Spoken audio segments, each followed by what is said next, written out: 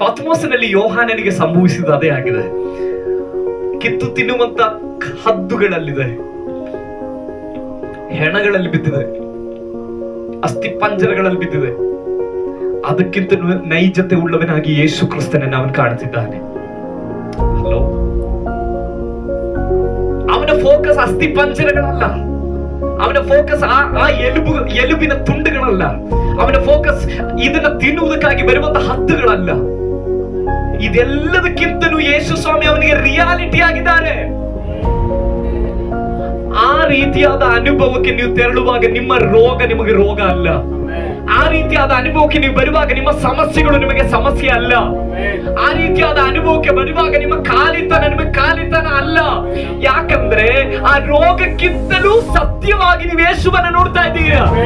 ಆ ಸಮಸ್ಯೆಗಿಂತಲೂ ಸತ್ಯವಾಗಿ ನೀವು ಯೇಸುವನ್ನ ನೋಡ್ತಿದ್ದೀರಾ. ಆ ಕಾಲಿತನಗಳಿಗಿಂತಲೂ ಸತ್ಯವಾಗಿ ನೀವು ಯೇಸುವನ್ನ ನೋಡ್ತಿದ್ದೀರಾ.